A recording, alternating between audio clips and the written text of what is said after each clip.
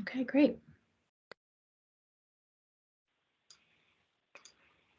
All right, so we are here today to talk about this grant program that's offered by the Oregon Department of Agriculture. This is actually through our, whoops, there's a transcription happening here.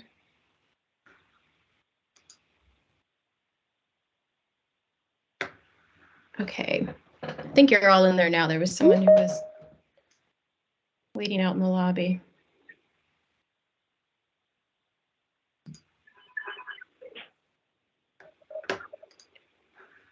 Okay, so this is the purpose of the grant program. The funding is to help producers and processors overcome some of the financial barriers that they face to selling to schools, childcare facilities, and summer meal sites in Oregon. And so this funding is intended to help support producers with some of the cost of that equipment and infrastructure necessary to sell into those markets. All of the materials can be found on the ODA Farm to School webpage. And the URL is actually listed right here on this slide. You can see the short link right there, oda.direct/F2S. And so you'll find all the application materials. There's also a really, the timeline with some important dates is also on that web page. And those are listed right here on the right of the slide. So the grant opened last Monday, and today we're of course holding our informational webinar, and then the RFA will close on May 23rd. And then we'll have a review process, both an internal screening process for qualified proposals, a food safety review, and then the proposals will also be reviewed by a grant review committee. And then in the middle of June there, you'll see those dates. The recommended proposals will go to Director Alexis Taylor for approval. So our anticipated award announcement is around July 5th of this year. So this year we've been really fortunate. We've been able to publish the grant materials both in Spanish and Swahili to make these materials more accessible to producers of color and non-native English speakers. As I mentioned, the timeline, so the RFA is open right now, and it closes May 23rd. And these projects are, unfortunately, we'll only have this funding for 1 year. So these projects will start again in July 2022, and they will need to be completed by June 2023. So we can talk about that if there's questions about the duration of your projects. For this biennium, the legislature approved $200,000 total in funding for this grant program. And we are accepting proposals anywhere from $5,000 to $60,000. So $5,000 is the minimum award that we will approve, and $60,000 is the maximum award. Is a matching requirement for this grant program. So we'll go over some of those matching scenarios in the presentation today.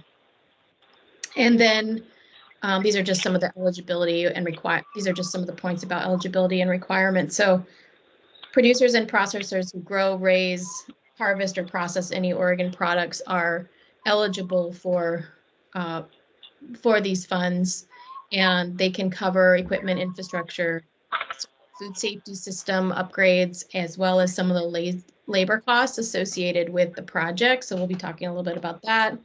And then there is an expectation that the producers or the enterprises or businesses will be working with a school food sponsor, so a school or a child care facility or a summer meal site on this project. So there are letters of intent to buy that are required. And so we'll talk a little bit about that today. There's often a lot of questions about that.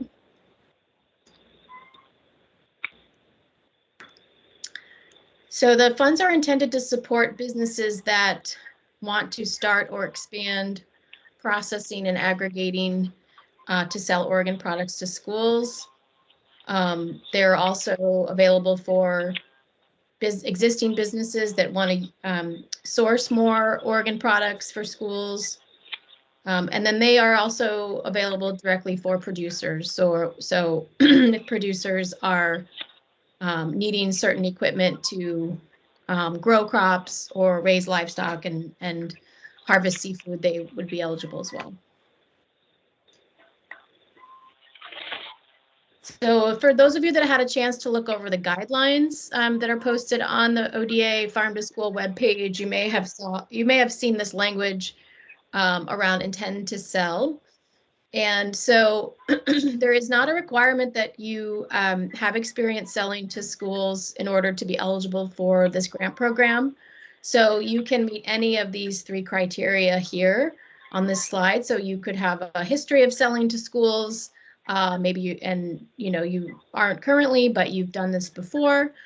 So you would be eligible. Maybe you're currently selling, or maybe you're not and you would like to in the future. So we are using a pretty wide definition of intend to sell to schools in this grant program.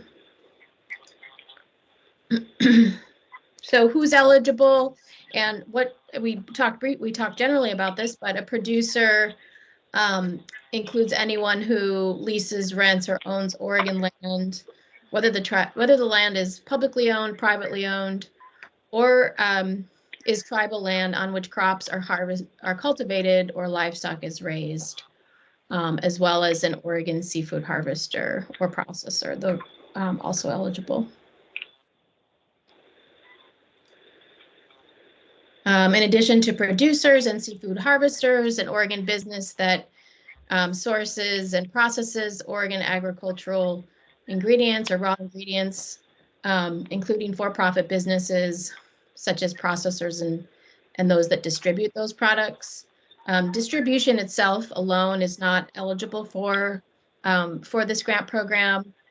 There would have to be some level of sourcing from Oregon producers and processing those products to be able to qualify. So you'd have to sort of have those characteristics of the supply chain in your business.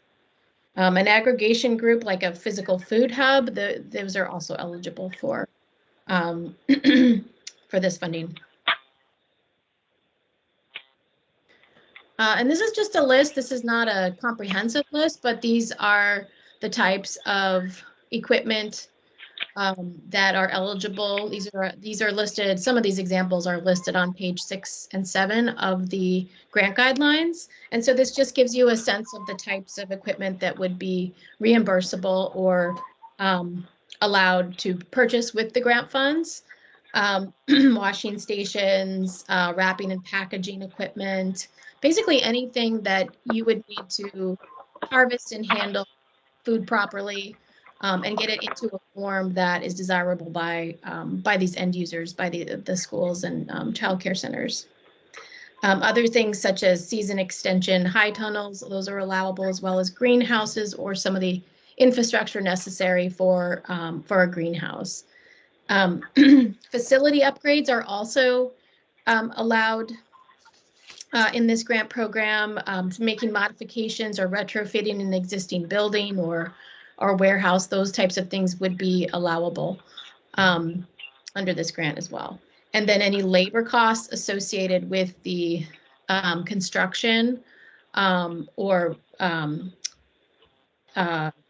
implementation of the project. So it would have to do with the physical design or installation of different aspects of the project.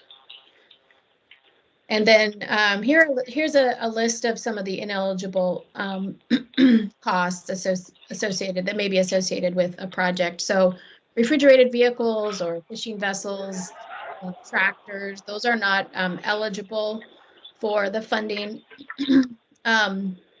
Tractor implements, something that maybe a cultivator or something you're going to put on the back of a tractor would be allowed, but not the tractor itself. Any indirect or overhead costs, those would not be allowed. So something like rental fees or rental costs, leasing, the actual cost of that would not. Land and building purchases, again, no new construction is allowed under this grant program. And so those types of things would not be allowed. And then consumables, of course, any food, ingredients, those would not be allowed. And then anything that would be disposable that you wouldn't be able to use again would not be allowed under this as well.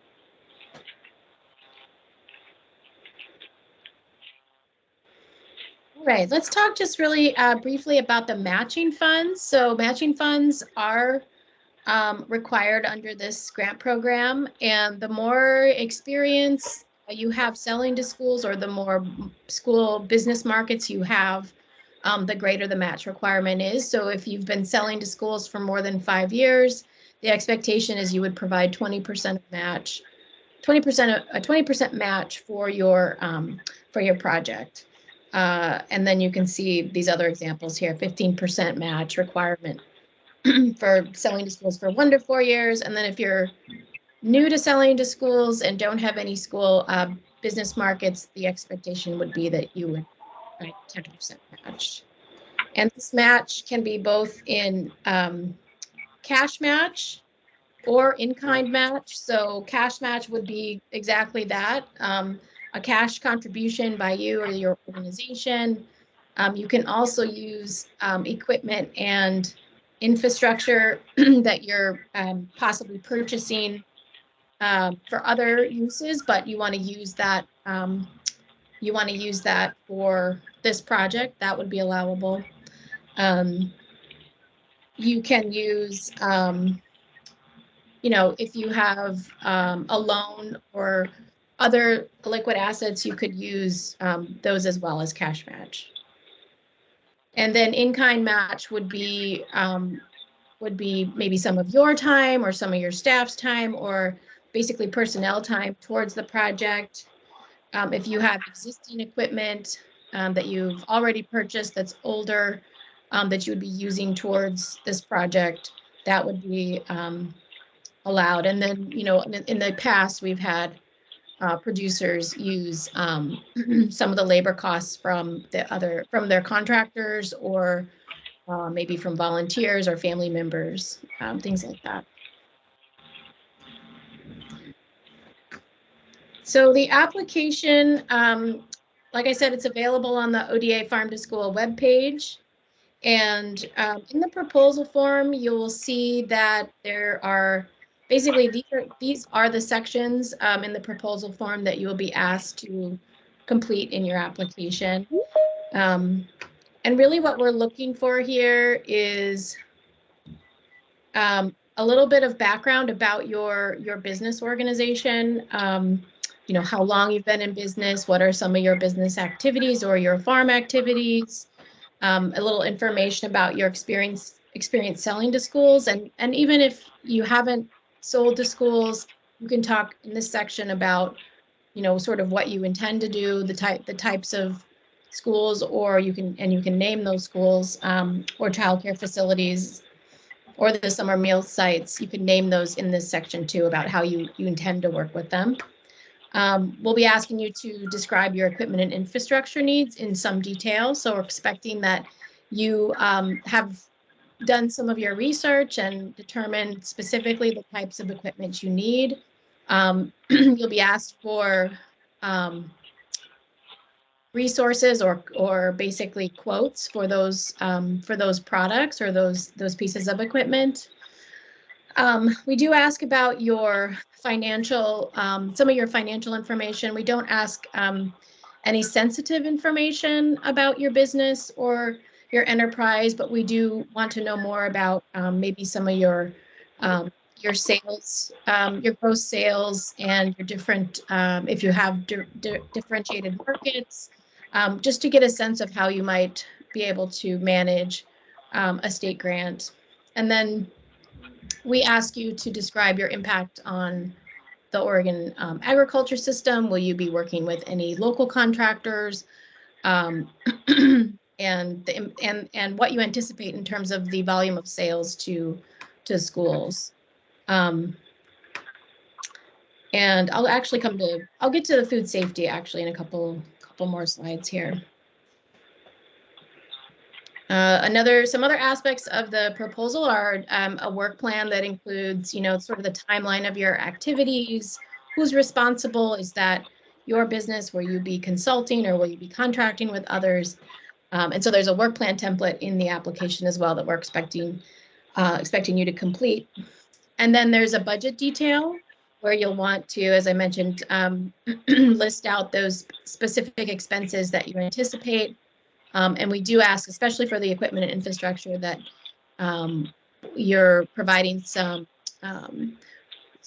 quotes on where you estimate those costs to be, so that we can determine that that those are adequate or that those are realistic expenses. And then there's also, as I mentioned, a template on the letter of intent to buy. And so I'll talk about that. So this is a non-binding agreement, but this is essentially a letter that we ask you and the school food sponsor that you're working with, and you can have up to, I believe, 3 letters from those entities in your proposal. So this is a letter that basically shows that you are entering a good faith agreement to work together for the duration of your project. It's not a legally binding document in the sense that schools are not going to be required to buy from you, but it does demonstrate that there's a relationship you've created with the school food buyer, and that you've talked a little bit about the terms of your project. So the type of products that they would like to be sourcing from you, how frequently they would like to source those, and what form they're in, how this is going to affect their school meal program. So are they going to be serving this in 10,000 meals? Are they going to serve this at their summer meal sites? So we get a sense of how they're going to use the products. And then you both sign and date the letter. And so schools have been educated about what this letter of intent means. Some of them are familiar with it. We do hear sometimes that schools have questions about that. They're concerned about it, or they want to make sure that this does legally bind them to purchasing from you, because they can't technically enter into these. They can't guarantee a purchase in this kind of fashion ahead of time. So this was a template that we worked on with Department of Justice to make sure that it was suitable for school food purchasing requirements. And so again, it's a good faith agreement, and we are expecting to see these in your projects. And it's also, I think, really helpful to walk through the exercise of completing the letter with the schools as you're getting to know what their needs are in terms of types of organ products they'd like to source. So this is just essentially your application checklist. All of this is in the RFA, again, on the webpage, on the ODA Farm to School webpage. The only form that has its own file is the application certifications form, and that's simply an attestation that you're providing all the information you're providing in your proposal is true to the best of your knowledge. So there's a proposal form, a budget detail, a work plan, your letters of intent to buy, and then this application certifications form, which you will sign, will have your signature on it.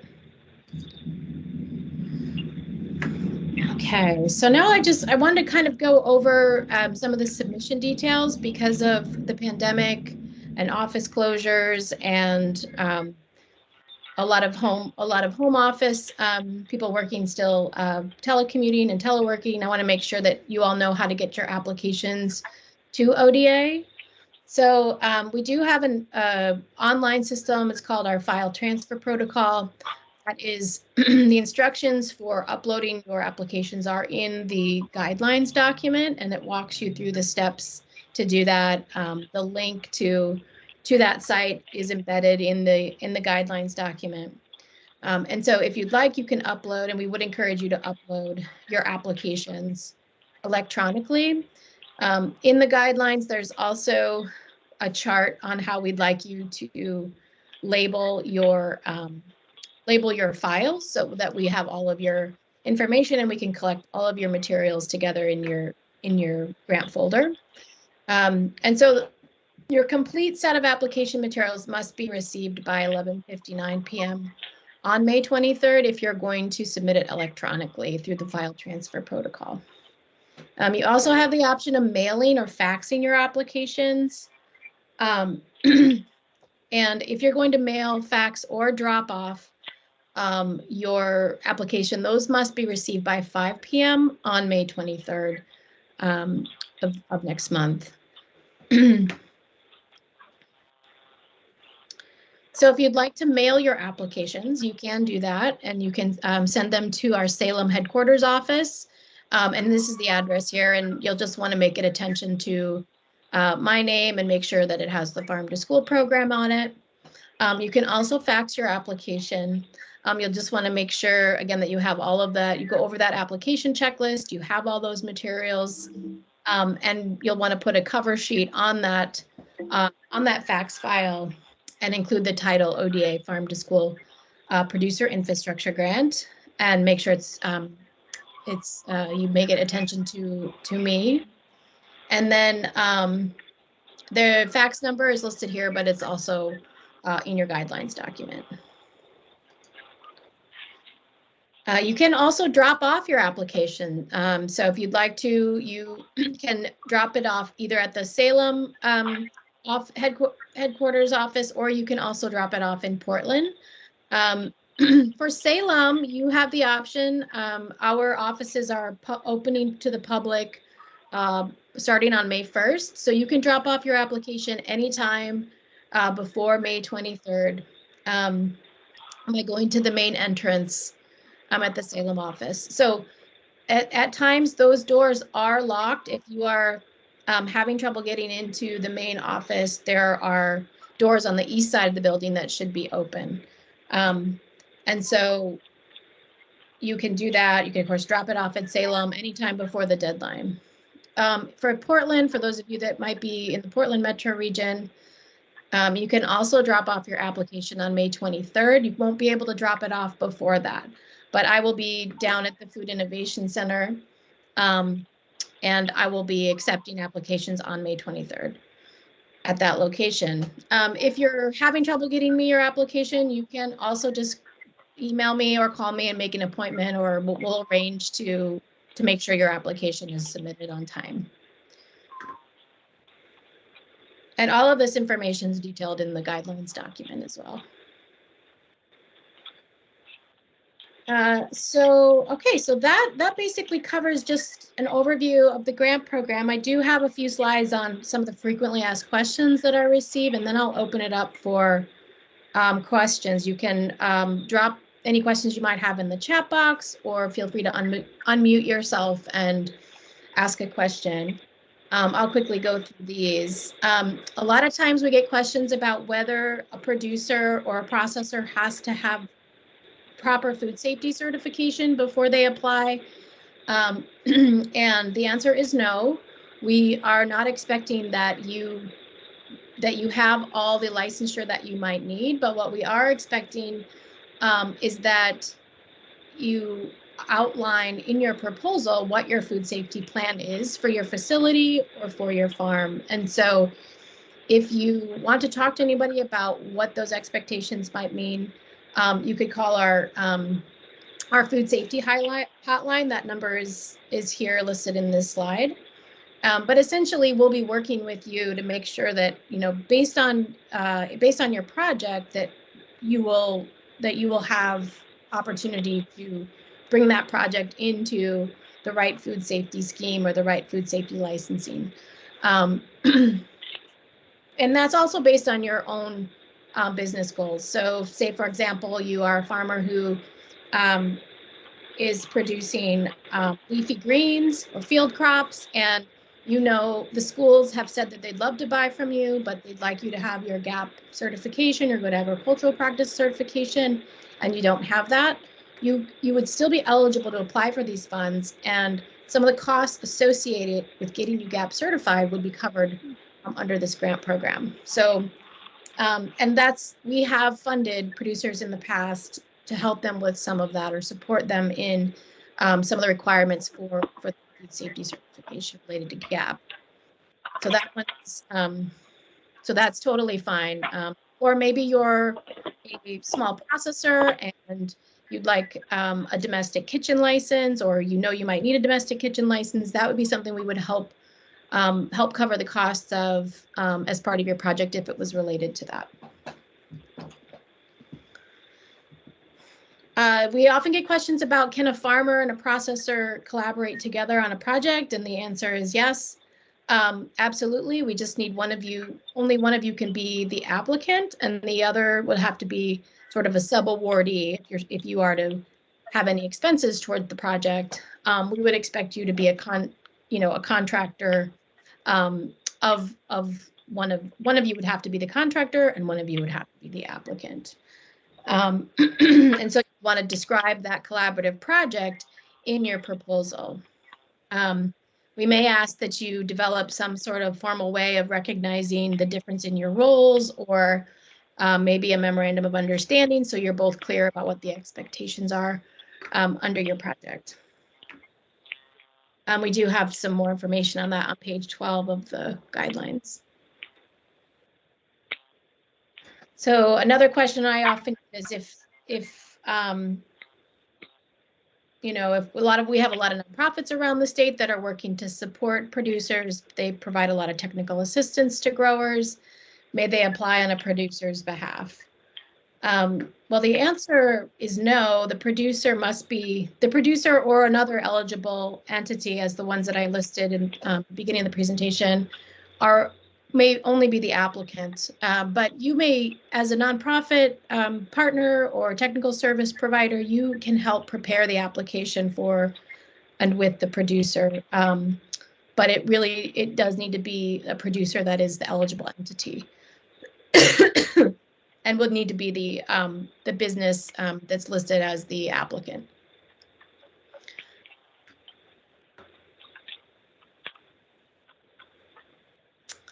Another question we get is, and I think I mentioned this, but the cost of renting or leasing land or buildings toward the match requirement. And that is something you can't use as a match for the in-kind match. So those types of overhead expenses are not allowed to be used for match. All right, well, that is orientation to the grant program. I'll just open it up now for questions. And it looks like there's one here in the chat box. And this comes from Kiara, it looks like. So similar to a tractor implement, would a delivery vehicle accessory, such as a lift gate to move more product safely, count? Yeah, so that would be fine. A lift gate that's attached to the back of a vehicle, that would be eligible. Mm-hmm.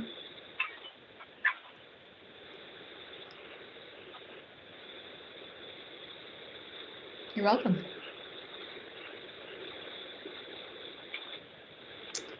Are there other questions about the grant program that I can answer?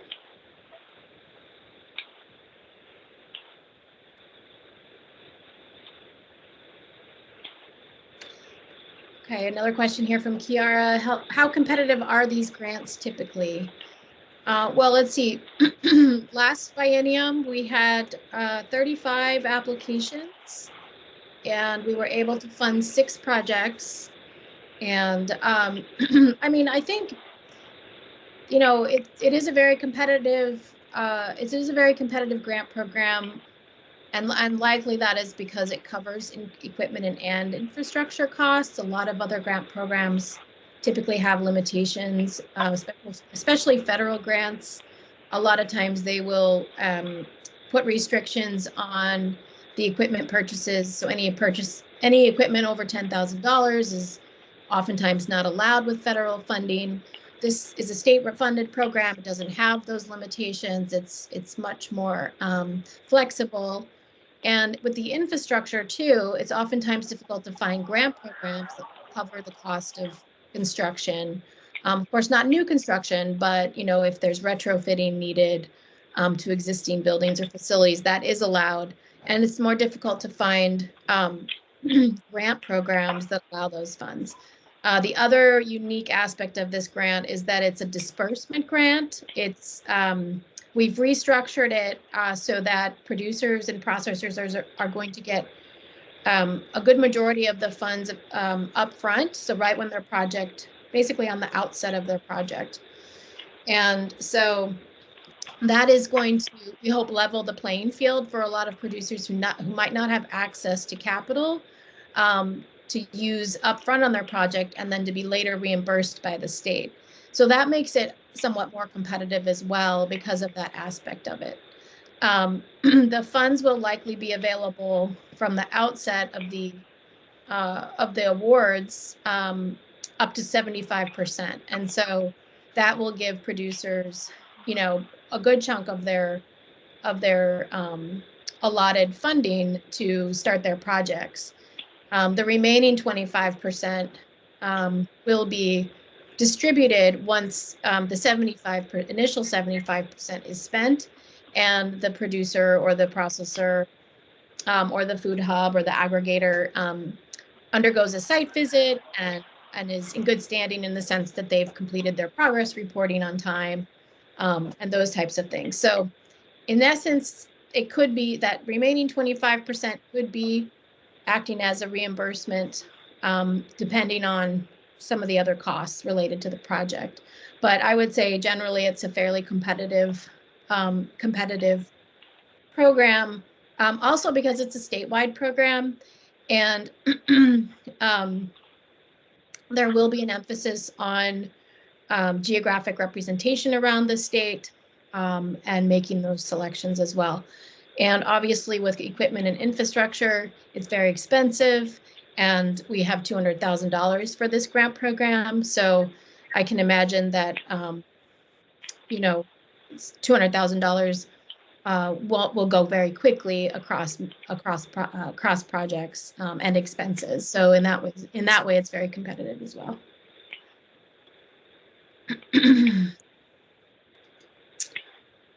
Okay, other questions? Looks like a couple more in the chat here.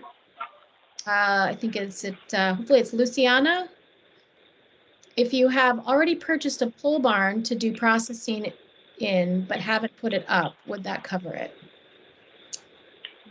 So, so Luciana, are you asking if the labor associated with putting the pole barn up would be covered?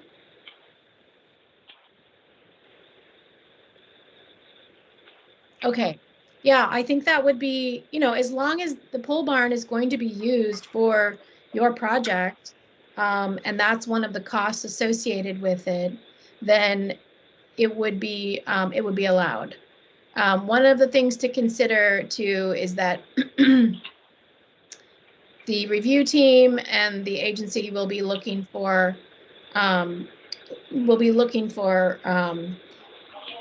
labor costs that are associated with the project. So if your labor costs are going to be very, very high, or a good portion of the funds that you're requesting are going to be used for labor, there may be some questions about that.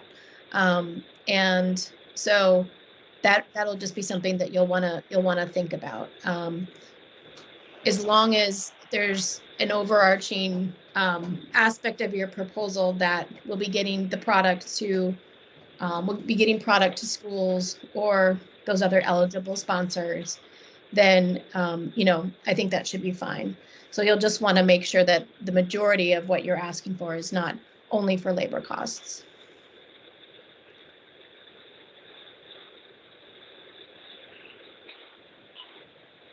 And then there's another question here about food hubs. Food hubs are eligible, but they have to process the food. So I think maybe they don't necessarily have to process the food, but what is not allowed is just distribution or transportation costs to take take a product from point A to point B. So I guess that would be, I don't know who the food routes person is on the call, but I think maybe I'm hoping that's what you're asking. So essentially, transporting food would not be eligible alone.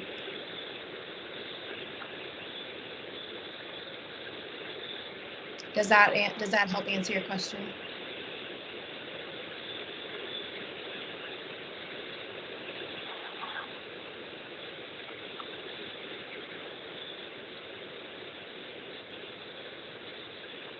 Okay. All right. Are there other questions?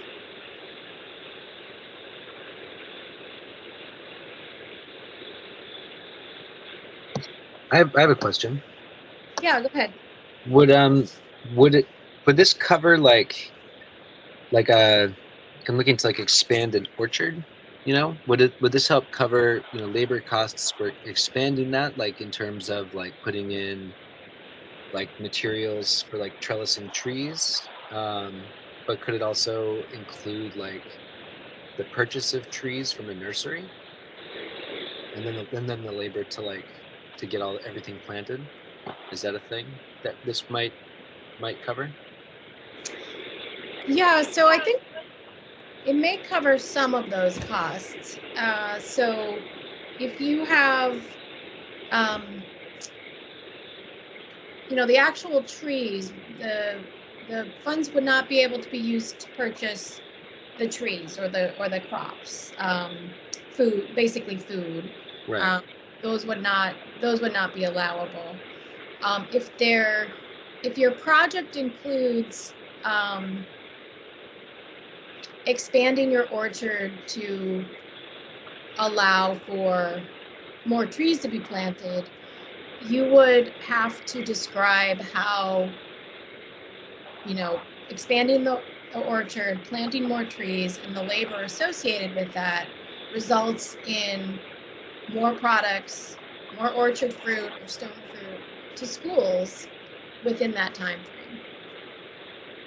Yeah, So, exactly. That's the tricky part, because like the matriculation for tree fruit is right, significantly longer than like, you know, carrots or something. You know. right, yeah, Okay, so it's a little bit more nuanced there. yeah. And so, maybe there's aspects of your project that could include the expansion of the orchard, maybe with some existing,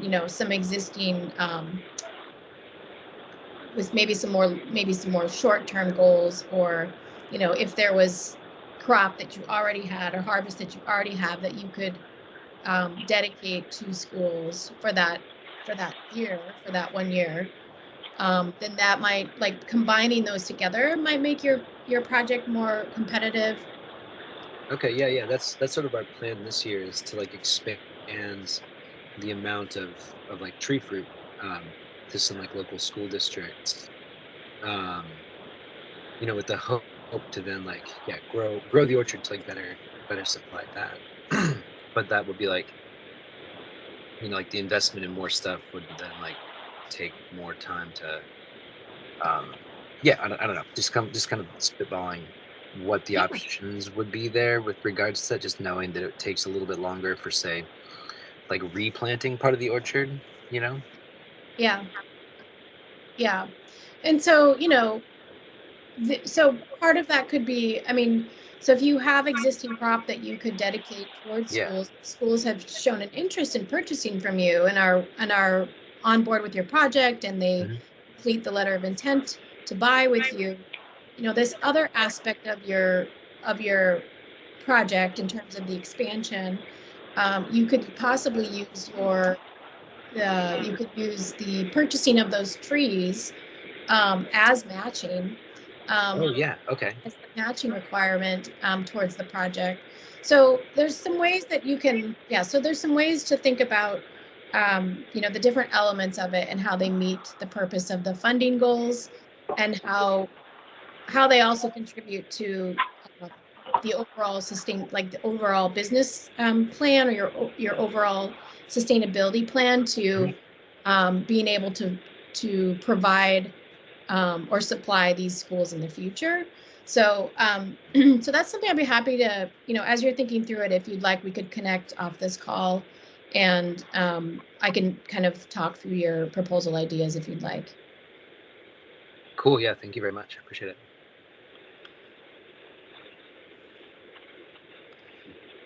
All right, Patrick, you have your hand up? Do you have a question? Oh, that was me. I just asked the question. Oh, okay, great. I'm sorry, I can't see everybody's names here. Amy, I have a question. Oh yeah, go ahead.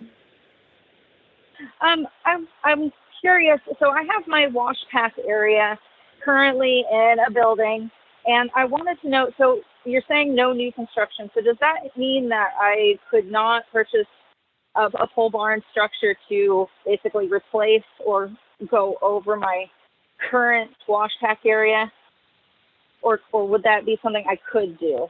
Because it's technically upgrading and updating what I currently am using, which needs to have some improvements done to it. Yeah. No, I think a pole barn, I think a pole barn would probably be okay, because it's a necessary component of the wash station. So that doesn't, I don't think that should be, I don't really think that should be a problem. I think that what they're getting at here is more of bricks and mortar type of new buildings. Okay. Both the legislature, yeah, just is restricting the funding so that, new construction that would be more like, pouring a foundation, putting up walls, building a new warehouse, those things would be prohibited. Even, and then, acquiring land, so buying land, that would not be allowable under this grant program. But if you have an existing structure and you've been thinking about retrofitting that structure for cold storage, or maybe you want to move certain elements of your processing system, and you need some sort of structure to cover those systems. I think those things are okay. We did have a couple of grantees from last year or from last biennium that, built lean-tos and other things that covered some of the structures that were part of their projects, or some of the equipment that were part of their projects. So processing stations and things like that. Okay. Awesome. Okay, thank you.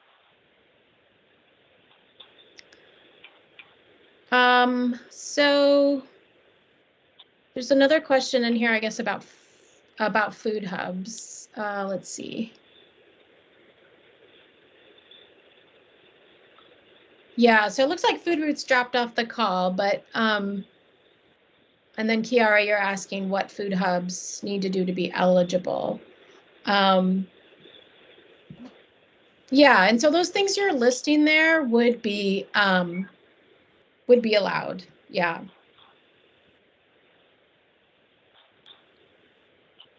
So beyond delivery and distribution, the Gorge Farmer Collective Food Hub would be aggregating, providing cold storage, and coordinating sales. Yeah, so those types of things would be allowed.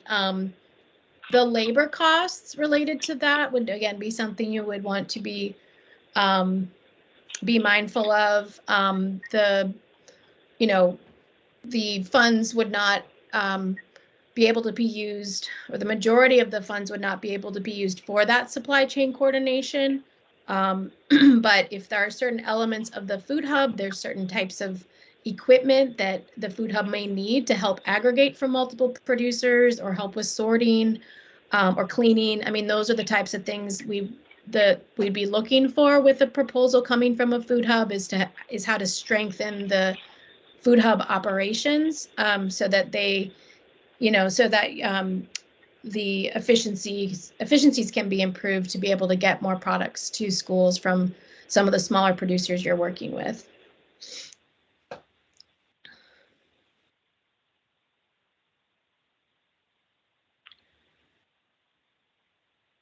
Yeah, so that's really reasonable. So you're needing funding for a walk-in cooler and a lift gate as infrastructure to carry out your farm to school distributor program. Right. So that's totally doable. Mhm.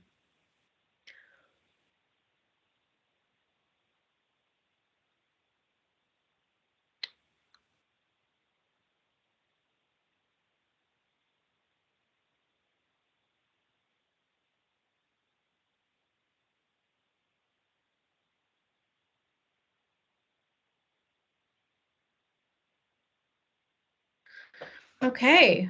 Let's see. Oh, sure. Sure thing. Sure thing, Kiara, no problem. All right, well, if there are no other questions, here's my contact information, my email. I'll just also put it in the chat here, and my phone number. So if you have any questions as you're looking over this proposal, please feel free to give me a call or shoot me an email. And yeah, I'm happy to answer questions, and especially about different scenarios. I mean, exactly the questions that you all are answering, or I mean, are asking, sorry. And, you know, obviously I don't score any of these proposals, but obviously going through the process in the last biennium have a much better idea of what the legislature is looking for in terms of the intent of the program. So if you have any questions, or you want you want help with working with schools, please reach out, and I'll do my best to support you. And I can also put you in touch with my counterparts over at Department of Education, if they can help you with some of those eligible sponsors. So working with schools, the child care centers, and the summer meal sites that are part of the Farm to School program. Okay, I just dropped my phone number in there and my email. So yeah, if there's no other questions, I think I'll let you all go.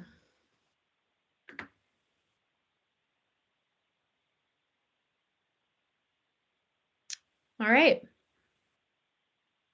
All right, everybody, take care.